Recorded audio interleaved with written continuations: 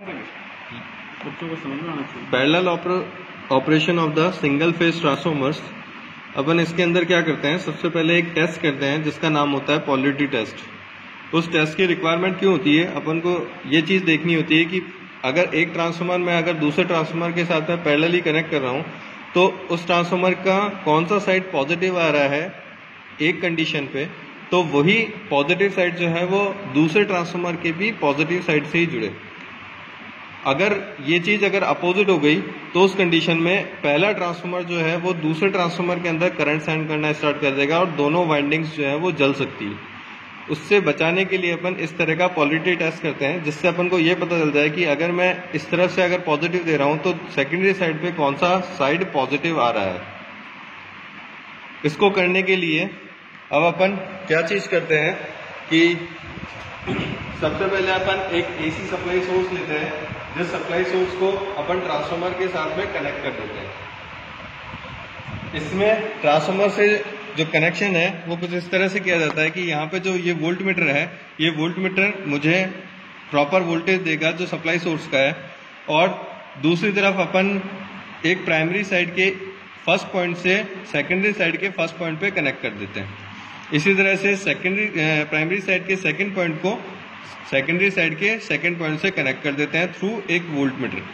ठीक है, ये जो वोल्ट मीटर है अगर ये प्रॉपर एक तरफ पॉजिटिव और दूसरी तरफ भी इसी तरफ पॉजिटिव आएगा तो उस कंडीशन पे यहां से जो वोल्टेज है वो मुझे इसके अक्रॉस 0 वोल्टेज शो करेगा। अगर यही चीज अगर इस तरफ पॉजिटिव है और इसका भी इस तरफ पॉजिटिव अपर साइड ना होकर लोअर साइड है तो उस कंडीशन पे यहाँ पे जो पॉजिटिव आएगा वो इन दोनों वोल्टेज का एडिशन मिलेगा मुझे। ठीक है, क्योंकि ये एक शॉर्ट सर्किट कनेक्शन हो रहा है मेरे पास। इसकी वजह से यहाँ पे जो वोल्टेज आएगा वो जस्ट डबल वोल्टेज आएगा जितना ये सप्लाई सोर्स का वोल्टेज है।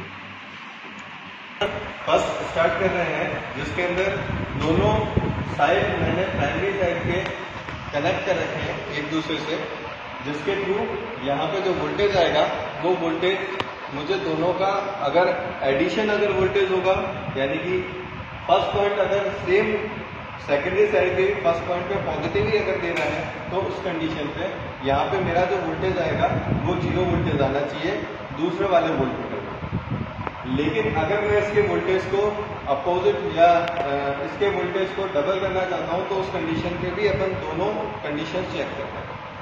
फर्स्ट अपन ने क्या किया, पहले पॉइंट को फर्स्ट पॉइंट से कनेक्ट कर दिया और दूसरे पॉइंट को वोल्ट मीटर से जोड़ दिया।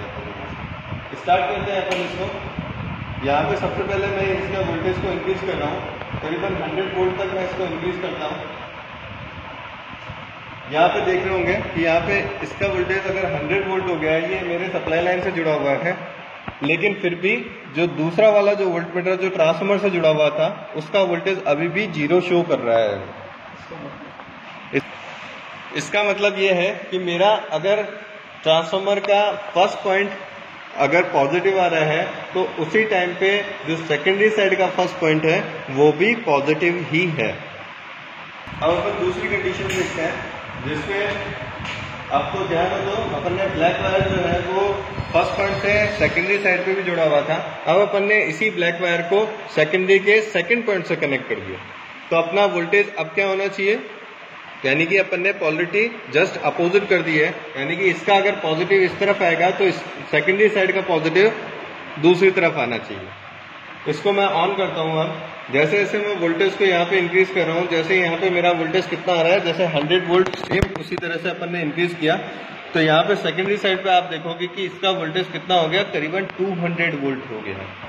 ठीक है, जस्ट डबल हो गया है क्योंकि अपनी दोनों वाइंडिंग्स जो है एक से दूसरे में वोल्टेज को ट्रांसफर कर दी है और टोटल वोल्टेज दोनों का एडिशन मिल रहा है। जो वोल्टेज मुझे कितना मिल रहा है, जस्ट डबल मिल रहा है।